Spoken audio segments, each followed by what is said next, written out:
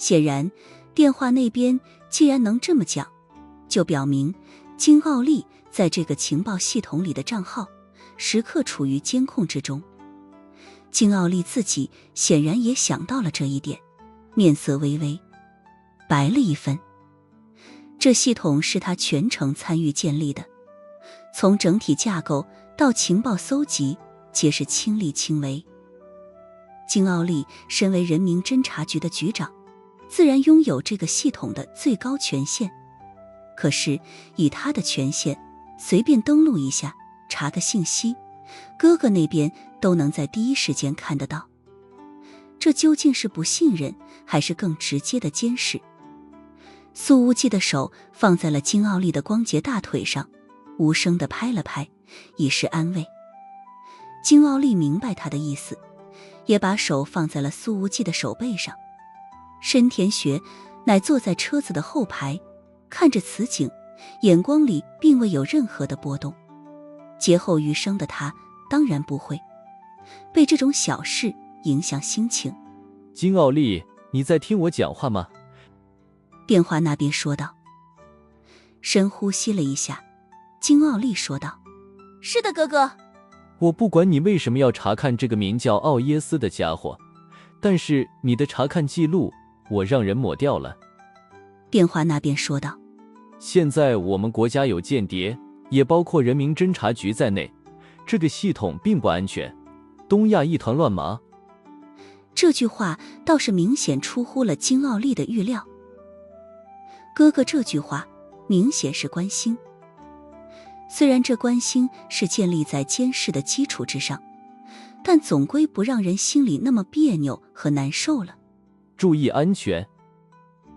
那边说完便挂断了电话。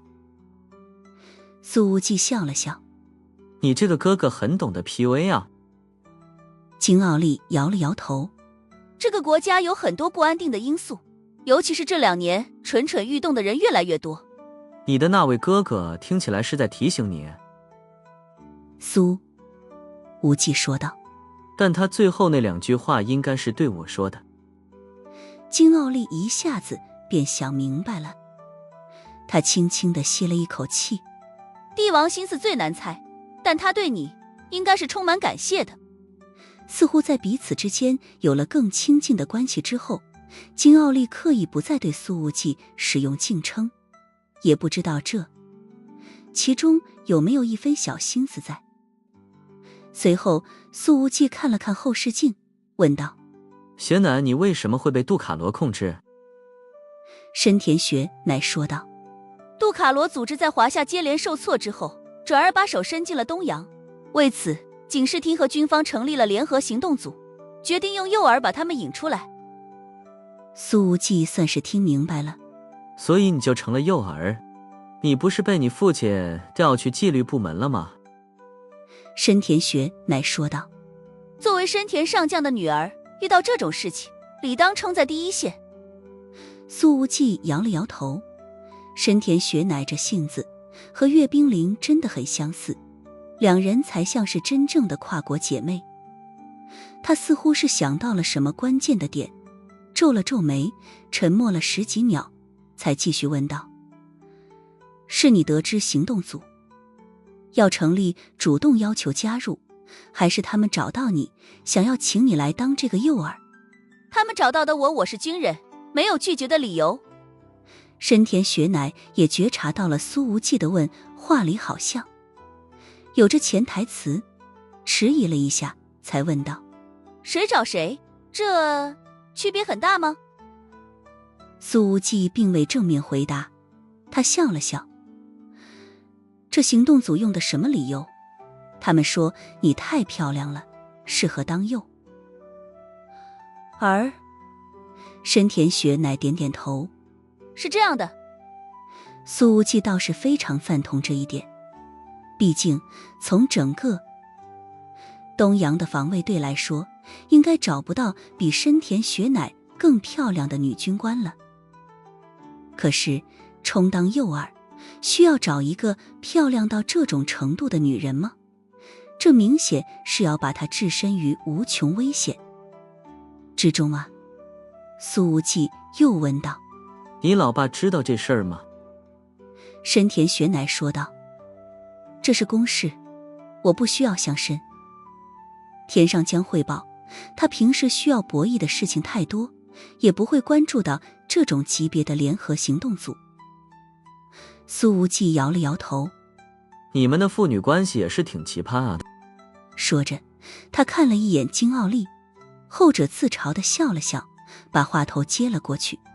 跟我和哥哥一样，谈公事的时候都是称职务。深田雪乃说道。我们得知，杜卡罗组织能会在一艘从东洋前往非洲的游轮上对几个女孩下手。我也故意上了那艘游轮，但没想到的是，整个行动组都中计了。同僚们并没能及时解救我。苏无忌说道。这杜卡罗组织干了那么多年的人口买卖，情报网远超你们的想象。他们知道你是行动组成员，说不定从一开始就是将计就计。如果杜卡罗不知道深田雪乃的身份，那个伊多武在拍卖的时候就不会说深田雪乃身份尊贵，堪比公主之类的话了。人家自以为做得很干净，压根不触东洋军部。就算深田上将把东洋防卫队全部调到非洲，都不一定能找得到深田雪乃，也挖不出杜卡罗的偷渡转运链。金奥利从旁助攻了一句。所以深田小姐和无忌能在这种情况下遇到，这就是华夏语里常说的缘分。你们真的很般配。他真的很会察言观色。但说完这句话之后，金奥利抬手轻轻摸了摸自己的嘴唇，不知道是不是回想起了苏无忌遗留在自己口腔里的温度。苏无忌看似开玩笑地说道。金奥利说的没错，从颜值上来讲，我和雪乃这种俊男靓女简直无比般配，般配到严丝合缝。深田雪乃看了看苏无忌，微微侧头，清澈的眸光看向了炽热的窗外。外面路边的叶片仿佛都要被太阳给烤得全曲了。虽然已经临近傍晚，但是太阳仍旧极具热力。一想到自己可能要在这样的环境里再待很久，金奥利就有些出神。说不定这次真的会死在这儿。金奥利在心中说道。苏无忌看穿了金奥利的迷茫与低落，说道。不想干了就别干了。金奥利摇了摇头。他不会同意的。他会同意的，如果他是你亲哥哥的话。苏无忌说着，看了看副驾姑娘那掺杂着黄色发丝的黑发，就连坐在后排的深田雪乃都已经听出了苏无忌的话里有话。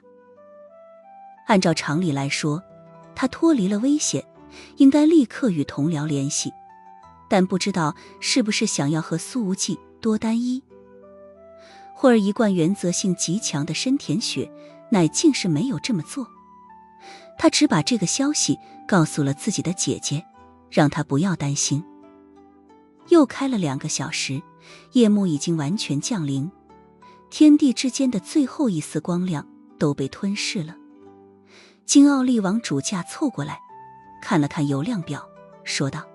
再开100公里，我们得找个加油站了。苏无忌却已经开始缓缓减速了。怎么了？金奥利问道。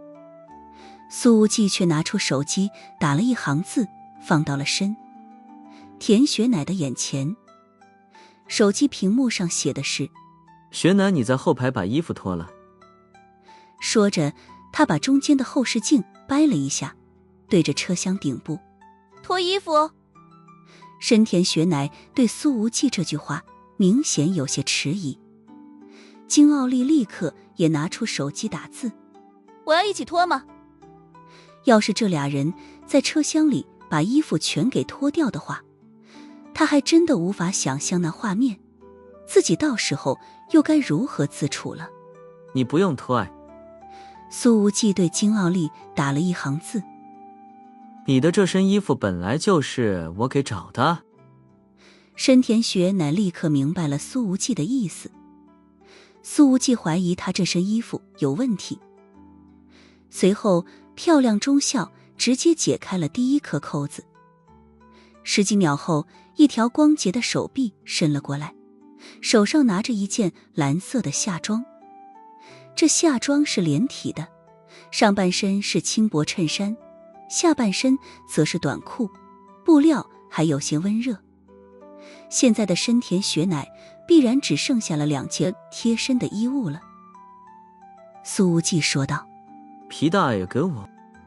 深田雪乃把他的细窄皮带也给递了过去。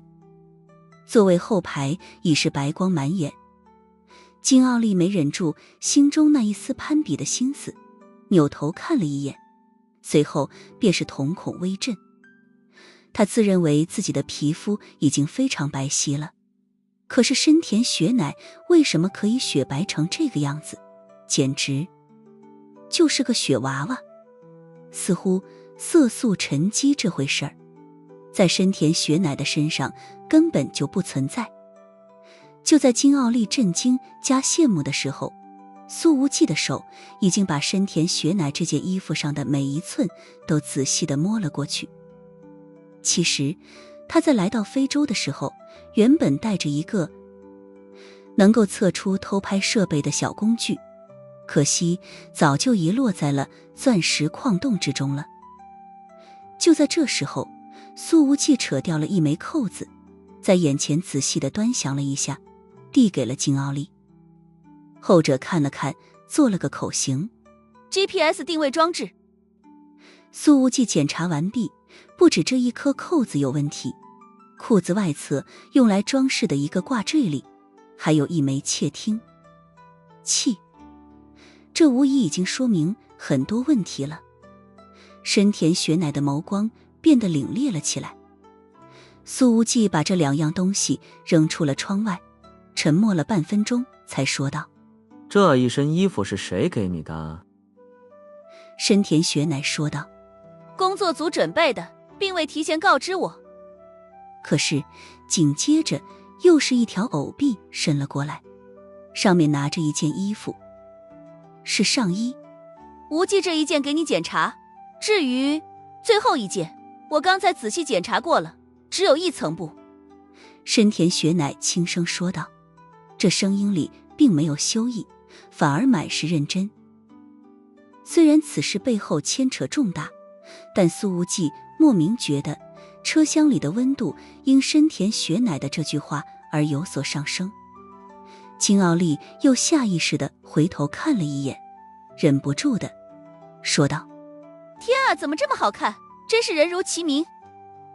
苏无忌检查了一下那件布料不多的贴身上衣，并没有任何问题，随后将之递回了后排，交给深田雪乃穿上。他说道：金奥利，你来开车，带雪乃离开这儿，广阔天地，去哪里都行。金奥利抓住了苏无忌的手：你可以和我们一起走的。苏无忌摇了摇头：我总觉得这次相遇有点不对劲，根本不是所谓的缘分能解释的。原来在这等着呢。深田雪乃顾不得穿上衣服，也探身向前，伸出手扶住了苏无忌的肩膀，声音清冷却坚决：你不走我也不走。然而他却看到苏无忌从座椅下方反手抽出了一把黑色的长刀，唐刀。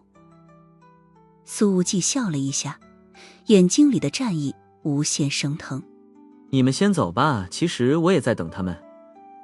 苏无忌把唐刀带到了非洲，但之前却始终没让这把刀在这漫天风沙之中亮相。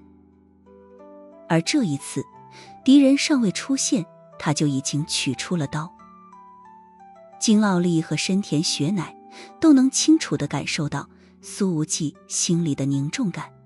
你们现在就走。苏无忌开门下车，看了看周围，说道：只要不跟在我身边，去哪里都行。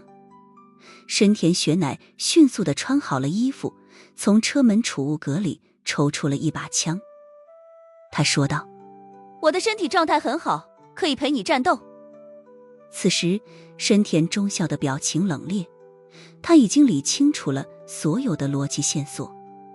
想要陷害无忌的人，竟然逐步引导着东阳弄出来了一个人口失踪调查组，甚至从自己的身上着手，来了个不可思议的大迂回，从东亚到非洲，把陷阱编织得这么完美。最让深田雪乃不愿相信的是，自己居然差点成为了敌人的内应。如果不是苏无忌突然察觉到了不对，那么接下来怕是已经回天乏术了。东阳显然已经被那一只黑手上散发出来的迷雾所笼罩了。回去之后我一定把他们全部挖出来。停顿了一下，深田雪乃补充道：无忌，这本就不是你一个人的战斗。这眸子里的青光似乎带着一股让人无法拒绝的力量。可苏无忌还是干脆地拒绝了。他说道：这是针对我的，你们没有必要陷进来。他能看出来深田雪乃的内疚，拍了一下对方的胳膊，声音温和：我从来也没怪过你。说话间，苏无忌已经把之前丢下的 GPS 重新捡起来，放回了自己的口袋里。这个动作的意义不言而喻。看着苏无忌的动作，深田雪乃那平日里如碎冰一样的眸子里闪动着金光，似乎有很多话想说，一时间又不知道该从何说起。他自知不能拖累苏无忌，终于上前一步，报了他一下，便转身上了车。眼睛里的碎冰似乎要把这一片灼热的天地冻住。金奥利也从副驾手套箱里拿了一把枪，直接一步跨到了驾驶座，发动了车子，说道：是不是杜卡罗组织所为？不好说，杜卡罗说不定也是被利用的一环。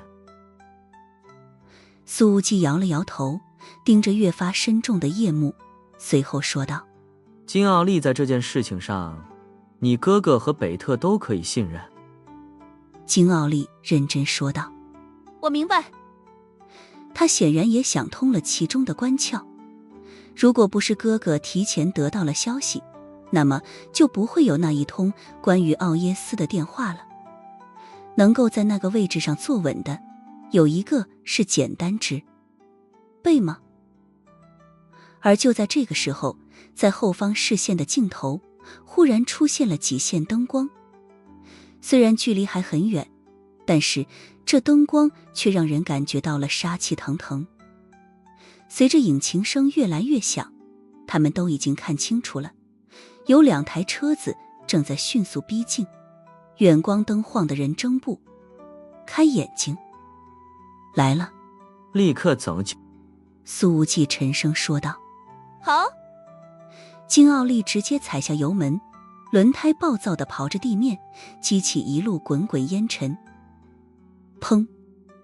后方忽然响起了一道枪声，金奥利所在那台车的后尾箱被击中了，一道惨叫声远远响起来。在那台车的后备箱里，还有着被打晕的杜卡罗非洲区总裁伊多伍呢。子弹击碎了尾窗玻璃，钻进了他的大腿。金奥利丝毫不减速，车子暴力的一头扎进远方地夜幕。但是在开了一枪之后，那2台车上的人并没有继续射击，因为他们的车灯照见了等在路中央的苏无忌。这个青年就这么站在烟尘里，安安静静，毫无波澜，似乎在等待迎接宿命中的对决。苏无忌的这个反应让坐在第1台车后排的一个男人眯起了眼睛。紧接着苏无忌便抬起左手，手枪的扳机被连续4次扣下，4发子弹直接击碎了2台车的所有大灯。这2台车开始减速，但一直逼近到距离苏无忌只有10几米的位置才开始急刹车，刹车片发出刺耳的摩擦声响，而车子的引擎盖几乎快要顶着苏无忌的胸口了。这距离近到了苏无忌已经可以和司机对视。司机穿着黑色战斗服，蒙着面，只有一双眼睛和周围的些许皮肤暴露在外，看起来是个黑人。而这一台车的副驾驶并没有坐人，倒是后排静静地坐着一个黑衣身影。第二台车的车门率先打开了，从这一辆车上下来了4个身穿黑色战斗服的男人，他们的衣服上并没有任何的标志，看不出所属派系。4个人的手里皆是端着突击步枪，腰间插着手枪和匕首，标准的雇佣兵打扮，但身上的气势都很强。这让苏无忌想起了被自己俘虏的伊文斯。虽然这4人的实力不如那位沙溢团长，但气势却很相近。也许他们都是成长于同一个地方。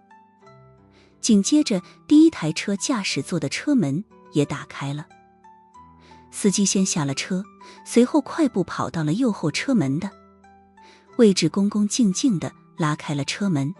架子倒是不小。苏无忌握着刀，冷笑着说道。坐在后排的黑衣人迈步走出来，他的鞋底踩在覆盖了一层薄土的路面上，却没有激起半点烟尘。这份对于力道的完美控制，苏无忌在博洋的身上也见到过，但那一次博洋死于他手中的这把刀之下。此人的脸上戴着黑色的面具，甚至双眼部位都有大号的黑色单透镜片覆盖，让人完全看不出来他的眼神。而这面具的表面带着深浅不一的黑色纹路，稍微多看2眼竟是有点眼晕，甚至会觉得这些静态的纹路像是漩涡般涌动。苏无忌觉得这面具的大体造型有些眼熟，有点类似于是3星堆出土的青铜面具。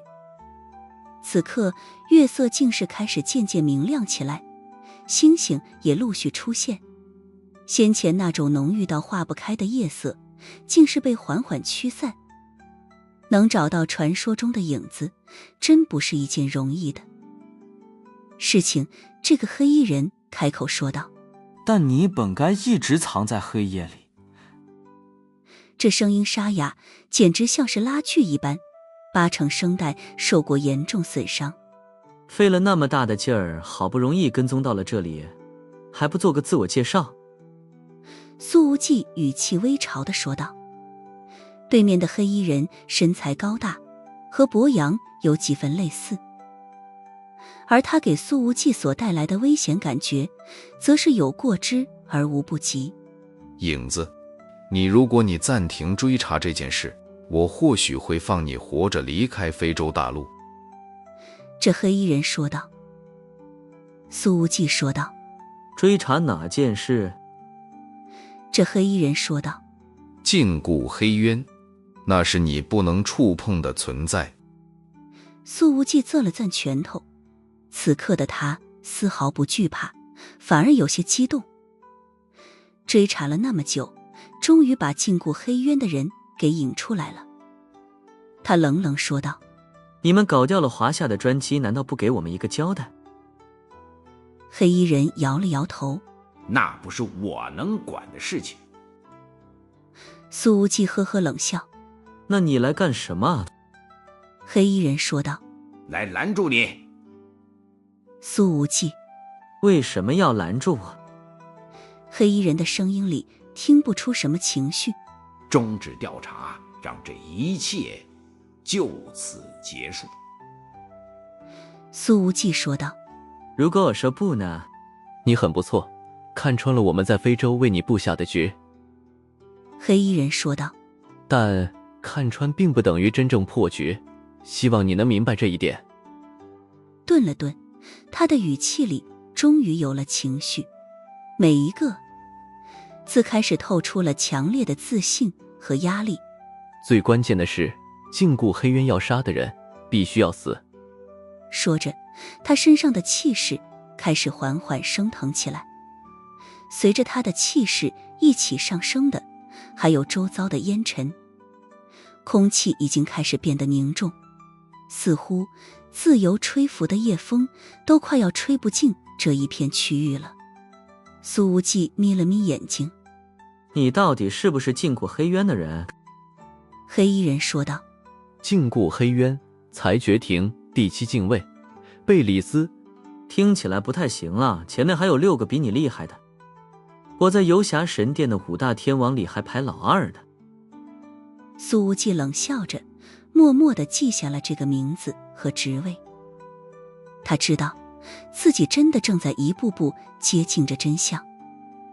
对于苏无忌的这句嘲讽，贝里斯并未回答，回以冷笑：“对了，你们禁锢黑渊到底在什么地方？”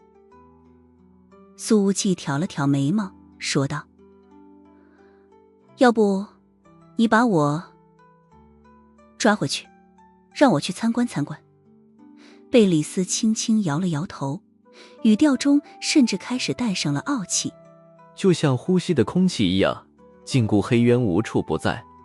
现在的你还远没有资格被抓回去。”苏无忌摊了摊手，说道：“那我就只有死在这里了。”贝里斯缓缓从大袖子间拔出了一把黑色长刀：“我会先杀了你，再去杀了那个奥耶斯。”其实黑渊的某位大人物也惊叹于你的调查能力，竟然这么快就摸到了这条线索上。但既然我来了，你的一切努力都没用了。奥耶斯，你们想杀人灭口？苏无忌笑了起来：“哈哈哈，黑渊会做这么低级的事情？”你笑什么？贝里斯皱了皱眉头，这显然是那位决策者的疏忽。其实，如果不是从深田雪乃衣服扣子里的窃听器里听到了奥耶斯的名字，就连禁锢黑渊都不知道。当年杜卡罗的人质转运，竟然还和这个东非的贸易大王有关。如果黑渊早知道这件事，奥耶斯根本活不到现在。苏无忌说道：“我从来没打算要亲自去找奥耶斯。”贝里斯面具后面的眉头皱得更深了。什么意思？苏无忌微笑道：“其实我一直觉得哪里不对劲，似乎这一切都太巧合了一点，总觉得有一只眼睛在背后盯着我，所以我就试着把自己当成了诱饵，诱导着你们出来。”贝里斯呵呵冷笑：“诱饵？你配当黑渊的诱饵吗？”实话告诉你，现在的奥耶斯已经被我的人控制了。苏无忌咧嘴一笑。听了这句话，贝里斯的声音瞬间拔高了好几度。你说什么？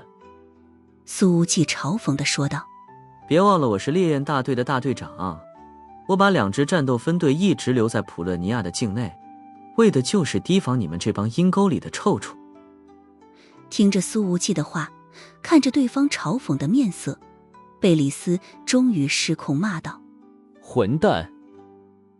他自黑渊而来，裁决庭7大禁卫的地位高高在上，平日里别人对他皆是毕恭毕敬，这个贝里斯已经根本不记得自己上一次出现如此剧烈的情绪波动是多久之前的事情了。而在奥耶斯一事上，苏无忌显然早就想到贝里斯前面去了。从深田雪乃出现，苏无忌就觉得有些太过于巧合。要是这种时候还不做出防范，那就不是以善用计谋而闻名于黑暗世界的影子天王了。从兰斯尼亚开车跨国赶往奥耶斯的居住地，需要30个小时，这时间太久，夜长梦多，变数实在太大了。苏无忌根本不可能放任这些变数发生。可是烈焰大队的那2支分队本来就在普勒，你呀，要是乘坐直升机过去，怕是不用半个小时就到达了。你们怎么就不想想，我为什么不紧不慢地开车前往？我难道找不到一架直升机？苏无忌的语气里满是嘲讽。看来你们禁锢黑渊的人，脑子也不算特别好使嘛。不过苏无忌的语气看起来很轻松，可实际上他却已经紧绷到了极点，浑身的力量都在高速运转，随时处于全力爆发的临界点。第一次遇到禁锢黑渊的人，真是一丁点都大意不得。之前在对付范思主教的时候，苏无忌刚刚打通了几个动作之间的力量壁垒，体内躁动的力量无处安放，处于攻击力最鼎盛的阶段。而现在，那些躁动的力量早就落在了范思的身上。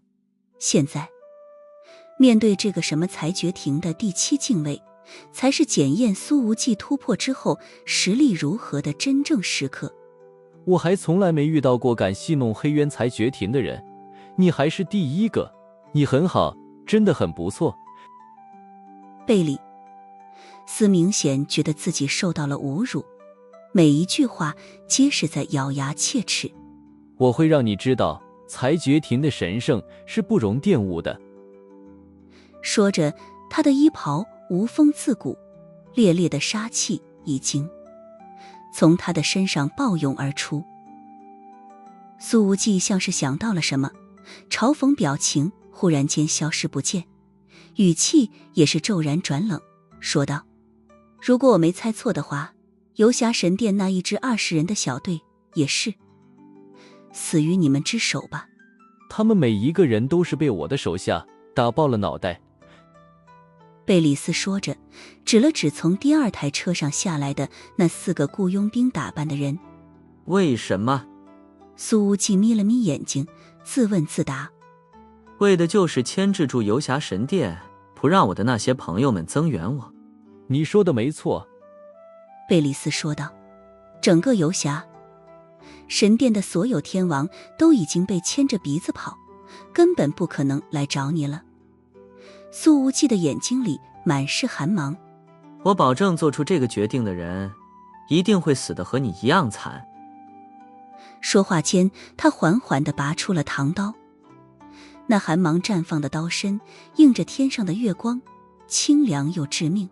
不，先死的人一定是你。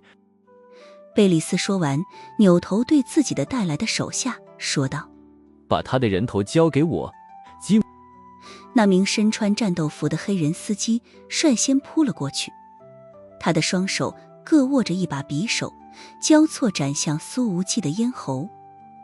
此人速度很快，宛若一头扑食的猎豹，敏捷度极高，看样子绝对修习了某种轻身功法。然而面对这凶狠的攻击，苏无忌手中的唐刀只是简简单单的一挥，吭吭，这司机的2把匕首便当即被劈断了。双方兵器的材质根本不是同一个级别的。紧接着，这司机猛然一拧身子，以更快的速度出现在了苏无忌的身侧，重拳轰向苏无忌的头部。他的双手戴着黑色的手套，手套的指尖和手背上有着尖锐的突刺，像是猎豹的利爪，稍微被划一下，便是大面积的皮开肉绽。苏无忌竟是被这一招逼得退了一步。他在退了一步的同时，唐刀挥起，精准地劈中对方拳头上的突刺，而这一下竟是发出了金铁交鸣之声，火星四溅。司机这手套和突刺的材质坚韧度竟是比他的匕首要强得多，甚至他的鞋子上也有这些尖锐的突刺。这家伙的攻击方式很特别，显然极其擅长近战，双手双脚上的突刺是妥妥的战场杀气。苏无忌很确定，此人的战斗力要比烈焰大队的平均水平高出明显的一截。现在看来，金奥利所带领的特种部队损失如此惨重，说不定都有此人的参与。不愧是那神秘的禁锢黑渊，随便一个人出手都如此强悍。不过对方强归强，可苏无忌并没有给这司机留出太多的攻击时间。他在看清楚对方的攻击路数之后，便是身形一闪，宛若瞬移一般，直接来到了这司机的身后。这司机的战斗经验倒也是极其丰富，他在看到攻击目标自眼前消失之后，瞬间翻身而起，右臂狠狠朝着身后抓去。可是还没来得及完成彻底转身的他，眼角的余光已经看到了一抹刀光骤然亮起来。这司机的心底随之涌出了强烈的危险感，可是这时候再想要躲避，已经根本来不及了。紧接着，唰，唐刀自上而下，斜斜扫过，一道刀锋劈开肌肉骨骼的声音随之响起，鲜血随之飙溅了好几米。这司机的一条胳膊已经齐肩而断，他吃痛大吼，自知不能再硬抗了，便是迅速飞退。事实上，这司机的战术选择是近乎完美的，哪怕在重伤之时也依旧无可挑剔。可他偏偏遇到的是苏无忌，在明显高出一大档的实力面前，所有的战术都是一戳就破的纸老虎。下一秒，苏无忌的身形一闪，又陡然间出现在了这司机的侧面。唰，唐刀的夺命刀影一闪而过，直接剖开这司机的侧肋。后者这一侧的肋骨被全部切断，没有一根遗漏，伤口极为恐怖，起码有10公分深，鲜血大面积地泼洒而出。这司机跌倒在地，剧痛让他浑身颤抖。在苏无忌这一刀之后，他身体这一侧的内脏已经全部被划开了。可是苏无忌的动作不停，手臂一抬，长刀重重劈下，直接从这司机的2条大腿上斩过。司机发出的痛吼声已经不似人腔了。随后苏无忌飞起一脚，直接落在这司机的胸膛上，把他踢得高高飞起，而他的2截断腿还被留在原地。这家伙飞出多远，鲜血就洒出多远，空气里已然充斥了极为浓重的血腥味了。落地之后，这个司机的半截身体不断抽搐着，鲜血从嘴里汩汩涌出，眼神惊恐又痛苦，这模样简直凄惨到了极点。贝里斯的阴冷目光从单透镜片后面释放出来，他的声音里压抑着难言的怒气。你明明可以直接杀了他，却要让他在临死之前承受这么大的痛苦。20个游侠精锐都没了性命。苏无忌冷冷说道，你们的所作所为应该配得上更酷烈的死法。说着，他的长刀一横，还剩5个，接下来该轮到谁了？贝里斯的长刀一甩，把他的人头给我取下来。那4名佣兵模样的男人齐齐把手中的突击步枪一丢，朝着苏无忌凶狠地扑了过来。他们的手里各握着2把匕首。团战啊，呵呵。苏无忌冷笑了一声，主动欺身而上。他根本没给对方完成合围阵型的机会，整个人如同炮弹一样弹射而出。唐刀一挥，无匹的刀光瞬间迎上了一个冲在最前方的男人。唰，这家伙的头盔当即便被劈开，刀光直接从他的脑袋之中冲刷而去，鲜血混合着脑浆四下飞溅，秒杀一人。而这时候剩下的3人已经趁此机会扑杀到了苏无忌的身前。苏无忌没有再拖延时间，唐刀的刀光汹涌而过。那三人根本看不清苏无忌的刀光实体究竟在哪里，手中的匕首随即被打飞，他们完全失去了还手之力，只觉得身上处处都在剧痛。而站在那第七禁卫贝里斯的视角上，所看到的场景便是自己的这几个手下身上全部在不断溅射着血光，一个个站在那儿任人宰割。黑暗世界年轻人的实力已经成长到这种地步了吗？贝里斯低声自语，看来沉寂数年的黑渊需要重新评判这个世界了。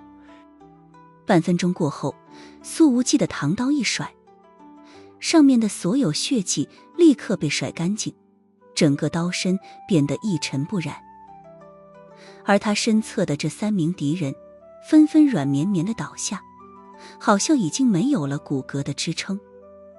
他们的衣服全部被劈碎，身上几乎看不到任何一块完整的皮肉，全部都是横七竖八的刀口。但最关键的是，受了这么重的伤势，这3人居然还没有断气，他们只能眼睁睁地看着自己一步步地接近死亡。苏无忌用最绝望的死法在折磨着他们。混账！贝里斯的怒火已经彻底被勾起来了，他甚至不记得自己上一次这么发怒到底是何年何月的事情了。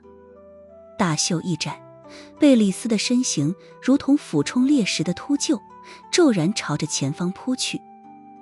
这一扑气势极强，人未到，气浪已至，一股烟尘龙卷瞬间将苏无忌笼罩在内。贝里斯的速度极快，几乎是眨眼之间便出现在了苏无忌的身前，而他手中的长刀已经直接落到了对方的喉咙前方。在这样的攻击之下，贝里斯根本不认为苏无忌能躲得开。他仿佛已经看到了这个华夏青年身首异处的场景了。今天之后，黑暗世界再也没有影子了。贝里斯的脑海里涌出了这个想法，面具后面的表情狰狞无比。可就在此时，吭，一道精铁交鸣之声响起，贝里斯竟是感觉到自己的手腕巨震，居然被挡下了。当那一道精铁交鸣之声传来，贝里斯的眼睛都随之瞪大了。他根本没想到自己这必杀一刀竟然能被苏无忌给完整挡下。事实上，这些年来贝里斯的出手次数寥寥无几，可但凡他出手，根本用不着第2刀，都是一刀过去便直接干脆利落地解决问题了。从某种意义上来讲，第7禁卫的刀就代表了黑渊裁决庭的威严，这是裁决庭的底线。现在一刀未能毙命，对于贝里斯来说已经算是受挫了。裁决庭已是颜面大肆，最关键的是从刀身之上传来的震动和力量，远远超出了贝里斯对这个青年的实力判断。对方明明那么年轻，可力量怎么能强悍到了这种程度？就在贝里斯陷入震惊之中的下一秒，苏无忌的唐刀却已经干脆利落地划至他的胸前。那细长的刀影简直快到了极致，骤烈的杀意从刀身之上爆发而出，似乎有着无穷的力量在催动着苏无忌手中的这把唐刀。阴险狠辣，杀意爆棚。面对这一刀，贝里斯的心中都涌出了危险感，不得不挥刀防守。这位第7禁卫非常震惊，这个影子如此年轻，攻守转换怎么能做到这般丝滑顺畅？几乎不需要任何转换时间，就直接从守势转成了攻势。吭吭吭，无数的精铁交鸣之声响起，密集如鼓点，震耳欲聋。似乎这一片空间都要被两人的长刀给生生劈出无尽碎片了。双方这才刚刚交手，苏无忌居然不守反攻，在交手之后的1分钟里一直主动出击，刀是爆，裂又连绵，甚至是完成了对贝里斯的短暂压制，让后者竟没找到反制的机会。贝里斯越打越怒，心中所有的轻视全部收起，终于全力爆发。砰！在一道高亢的金铁交鸣之声过后，又是一道剧烈的气爆声响起。苏无忌的身形失控了，终于朝着后方飞出。不过虽然在倒飞，他却能够极好地控制住自己的身形，甚至还完成了一个极为漂亮的翻身，稳稳地落了地。确实，与之前和博阳那一战相比，苏无忌拥有了极为明显的提升。可是如果仔细观看的话，便会发现落地之后，苏无忌的脚面已经完全陷到了地面之下，一大团烟尘已然从他的身侧腾起。贝里斯站在原地并未后退，似乎这就是高下立判了。可是他的脚踝同样也陷入了地面之下。在两人刚刚交手的区域里，本来就残破的水泥路面承受了巨大的压力，已经彻底变成了细小的碎块。而在交战的核心区域之外，那些看似还比较完好的路面上已经遍布横七竖八的密集刀痕了。什么第7进位仅此而已吗？苏无忌嘲讽地笑着，随后咳嗽了2声，一股腥甜之意随之涌上了喉咙。对方刚刚那一脚可是结结实实地踹在了他的胸口，即便苏无忌已经在胸前聚足了力量来硬抗，但还是不可避免地被踹出内伤。不过苏无忌几乎是同时还以颜色，一脚重重命中了贝里斯的肩膀。贝里斯面具之后的脸色极为阴沉，他知道自己的实力一定是在对方之上的，可是这个影子的力量运行极为诡异，以至于身手的敏捷度和行动速度远超预判，甚至这小子的抗击打能力都在自己的预估之上。换作其他黑暗世界的所谓高手，胸口挨了自己这一脚，肯定已经死透了。你如果愿意加入裁决庭，我可以饶你不死。贝里斯说道。这倒不是他打不过苏无忌，而是真的起了招揽之心。黑渊这些年来比较沉寂，对后备力量的挑选条件也是极为严苛，导致能够入选的年轻精英们少之又少。贝里斯也知道，再这样下去，黑渊注定面临着人才凋零的局面。而能把黑渊逼到主动站到台前来的，更是寥若晨星。饶我不死。苏无忌嘲讽地笑了起来。你的脸多大啊？贝里斯说道。能被黑渊选中是你的荣幸，加入黑渊将是你毕生的荣耀。苏无忌。傻逼。贝里斯。是啊。对方突然开口骂人，这不按常理出牌的方式，让他都控制不住的愣了一下。老子会杀光禁锢黑渊的所有人，一个不留。说着，苏无忌抹了一把嘴角溢出的鲜血，长刀陡然一横，脚底在地面重重一踩，身形和刀芒几乎融为了同一道残影，朝着贝里斯爆射而去。这一刀狂猛无比，透着一股一往无前的强悍气势。你会因为这个选择而后悔的。贝里斯的身形忽然腾起，好似自原地消失，下一秒便出现在了苏无忌的刀锋之前。吭！他的黑色长刀精准地捕捉到了苏无忌手中唐刀的轨迹，劈在了刀身之上，凶狠之极。仅仅这一下，苏无忌便觉得虎口剧痛。之前和贝里斯对拼了这么多刀，对方都没有展现出这么凶猛的力量。此刻从对方的刀身之上所传来的压力，起码是之前的3倍以上。硬生生地挨了这么一下之后，苏无忌的胳膊发麻，他甚至觉得自己的力量运转都受到了不小的影响。在一刀把苏无忌的攻势直接劈爆之后，紧接招贝里斯的长刀一横，直接抹向了对方的脖子。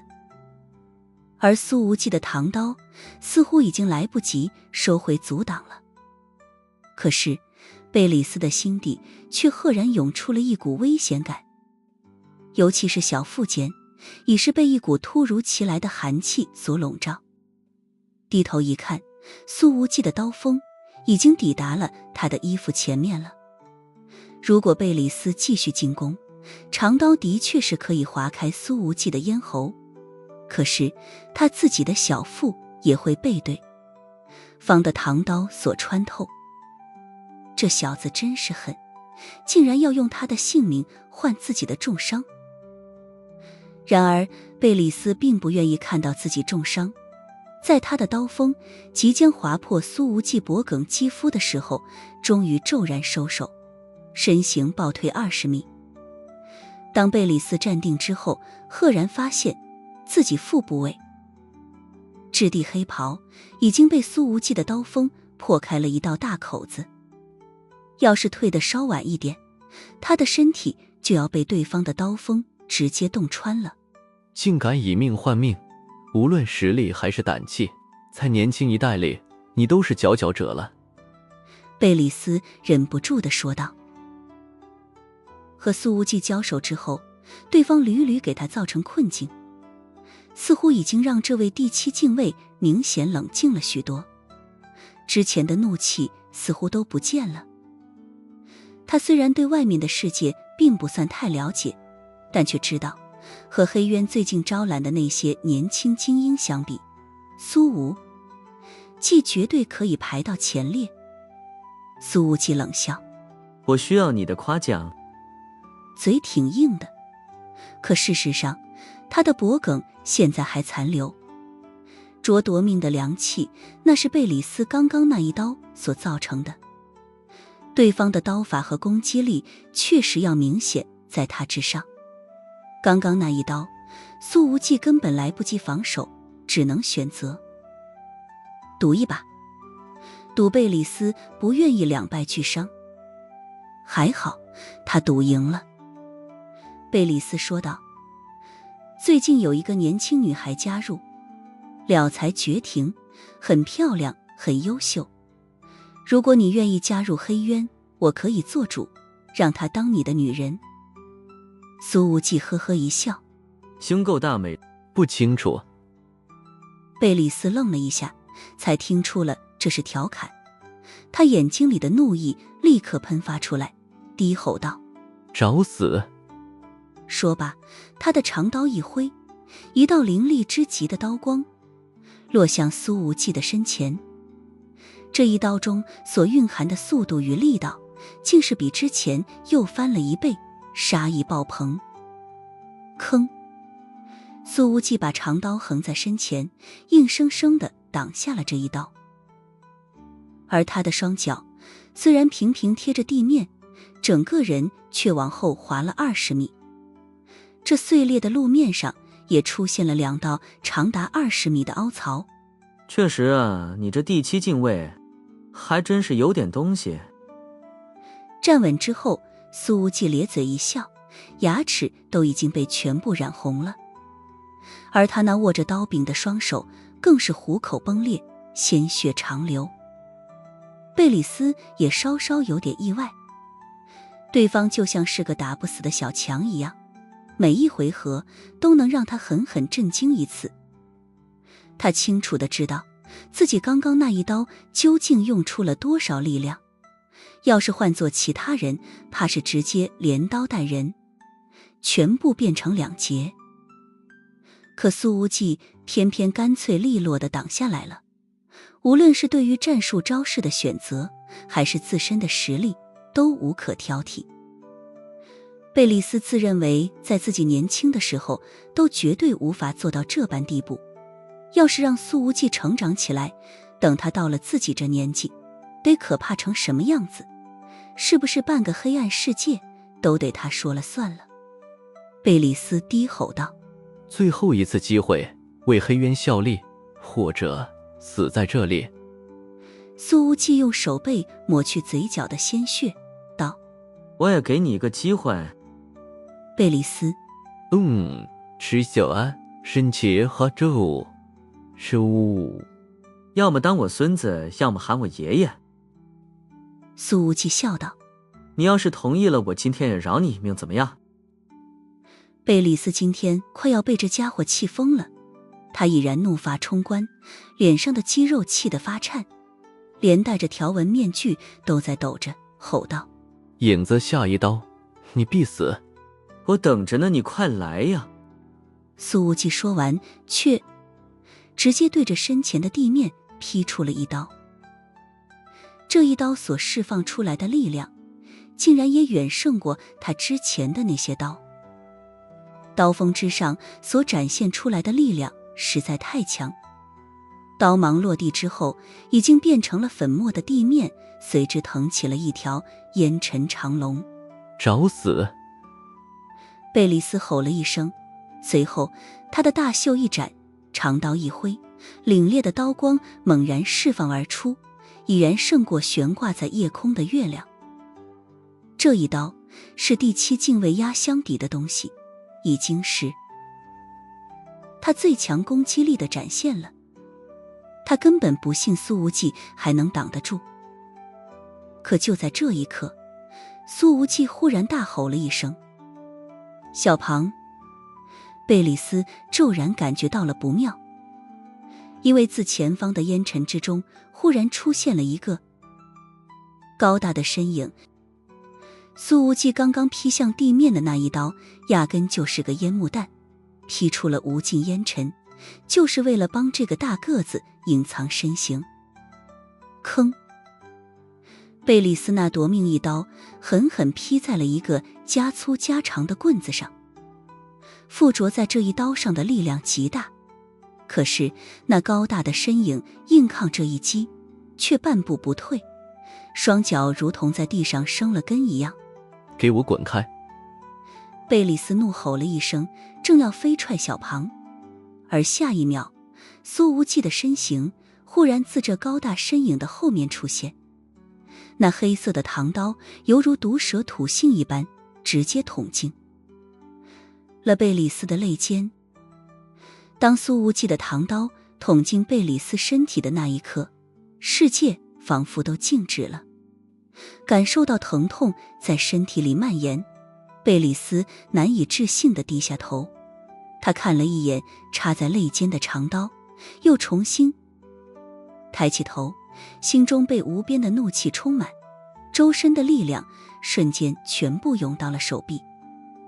这位第7禁卫即将爆发出这些年来的最强一击。可这一刻，小庞却忽然好像打了个嗝，然后一张嘴，噗，一大口鲜血喷了出来。到底是小庞吃得多，吐得也多，这一次的出血量简直像是瓢泼一样。小庞刚刚硬抗贝里斯的全力一刀，虽然脚下生根，半步不退，可是对方那一刀中所蕴含着的恐怖力量，还是被他的身体完全承受了下来。他那握住甩棍的双手已经开裂出了不少隙，小的血口子看起来满手都是血珠。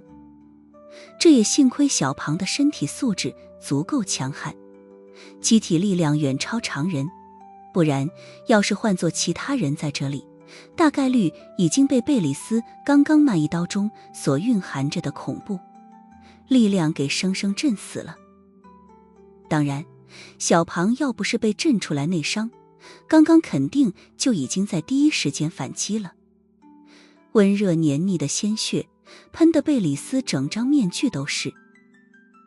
可这时候，贝里斯再度感觉到了肋间剧痛。苏无忌的唐刀本来已经捅进了他的身体里，但并没有立刻拔出来，反而是手腕一拧，整个刀身在贝里斯的肋间转了整整一圈。这相当于直接在对方的身体上活活剜出了一个前后洞穿的血洞。其实正常来讲，以贝里斯对于身体肌肉的控制能力，就算是别人的力量足够大，能够把刀子插进他的身体里，也不可能转得动。他的肌肉会发力死死夹住刀身，别说转动了，拔都不一定能拔得出来。可是苏无忌这把刀锋利无匹，在面对贝里斯的强悍肌肉之时，简直像是热刀切牛油一般，后者的肌肉根本夹不住。贝里斯这一下没有丝毫迟疑，当即放弃了攻击，选择了直接暴退。随着他这么一退，苏无忌的长刀也随之从他的身体里退出来，带出了一大片鲜血。贝里斯忍着痛，迅速拉开和苏无忌的距离。这种疼痛感对于他来说已经是极为陌生的了。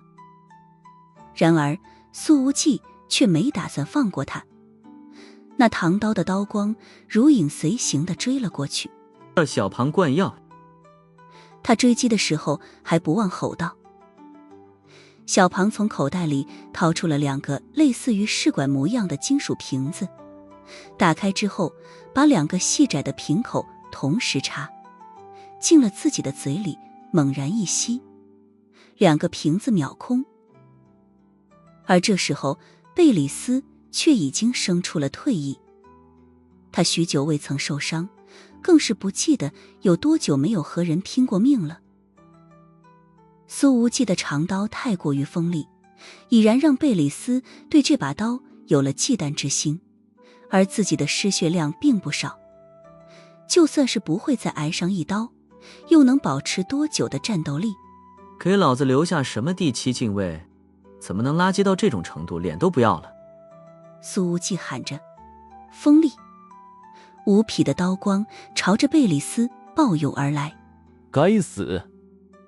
贝里斯心中已然怒极，身形骤然回转，长刀挥出，狠狠迎向了苏无忌的刀芒。这一下的力道似乎比刚刚劈小庞那一刀还要强出1分来。轰！狂暴的气浪从2人攻击的交汇点爆发开来，朝着四周疯狂席卷。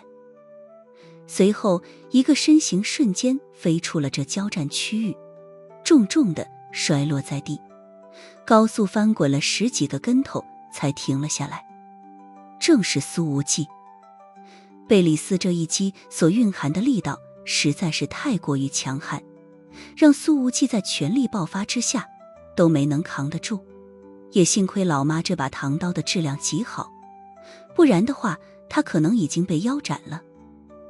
可饶是如此，苏无忌还是觉得浑身上下无处不痛，尤其是握刀的右手，从手背到大臂，每一寸肌肉都在产生着撕裂般的剧烈痛楚。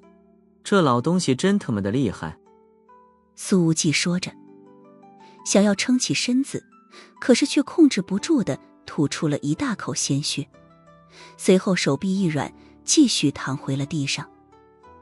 但贝里斯却也没有再逃走，他面具背后的眼神阴沉无比。就在之前，当2人的双刀狠狠碰撞的那一刻，贝里斯的身体随之一震，又是一大片鲜血从他那前后贯穿的刀口中被生生震了出来。双方这对拼所产生的震动传递太过于强烈，贝里斯肋间的伤口根本承受不住这样的力量对冲，暴露在刀口处的内脏伤势进一步加重，前所未有的虚弱感已经从他的身体里涌了出来。贝里斯的手本能地捂住伤口，结果却糊了满手的鲜血。你现在就要死！他狠狠一咬牙，双脚重重一顿。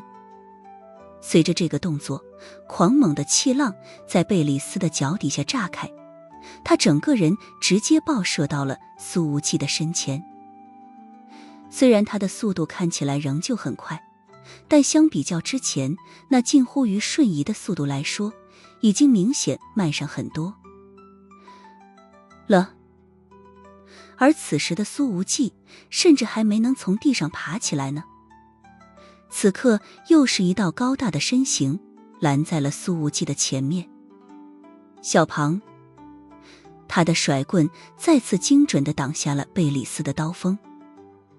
与此同时，躺在地上的苏无忌骤然发力，他的左手一甩，一道紫色的光华似是凭空而生，直接缠住了贝里斯的右脚。紫色软剑。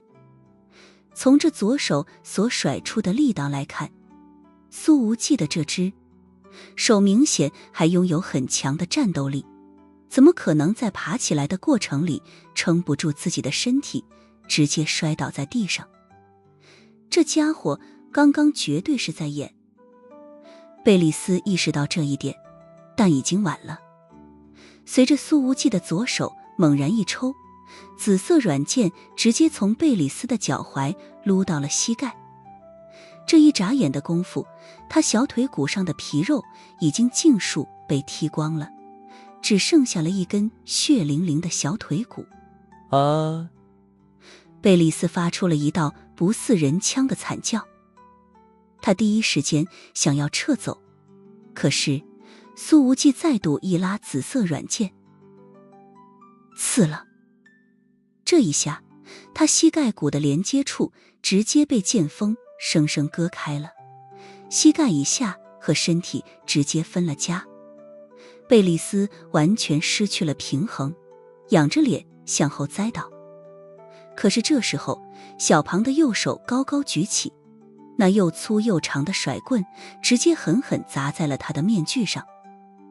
砰！那面具直接被砸得凹陷了。而贝里斯的身体也是重重落地，后脑勺狠狠磕在了土层下方的石头上。挨了小庞这暴力一砸，那面具并没有被砸飞，但是却有鲜血从面具和脸的贴合处流淌出来。虽然脑袋前后皆是受到了重创，但这贝里斯的战斗本能和求生欲望都还在。他的双手一拍地面，还是想挣扎着起身。而就在他的身体刚刚弹起来的时候，一团巨大的阴影忽然从天而降，小庞直接一屁股坐在了他的胸口。又是一声闷响，贝里斯的身体重新摔回了地上。苏无忌清楚地听到了贝里斯胸骨断裂的咔嚓声音，小庞果然是有一定威力的。噗！一道吐血声在面具之下响起。贝里斯的双手还在虚空挥着，明显还想挣扎着反击，而小庞却直接翻身骑在了贝里斯的身上，双拳抡起，狠狠砸向他的面具，一下又一下。这每一拳的力道都相当于一记抡圆了的大铁锤。鲜血从面具和脸的接缝处不断流淌出来，可即便受到如此重击，贝里斯还是发出了一声大吼，双手抓住小庞的大腿，身体里爆发出了极为强横的力量。小庞的庞大身躯竟是当场被掀翻了，他重重摔倒在地上，又吐了一大口血。贝里斯直接翻身而起，单腿站立，用尽全身最后的力气朝着小庞猛扑而去。可是他的身体才刚刚扑出，便是一道极为剧烈的撞击声响起。砰！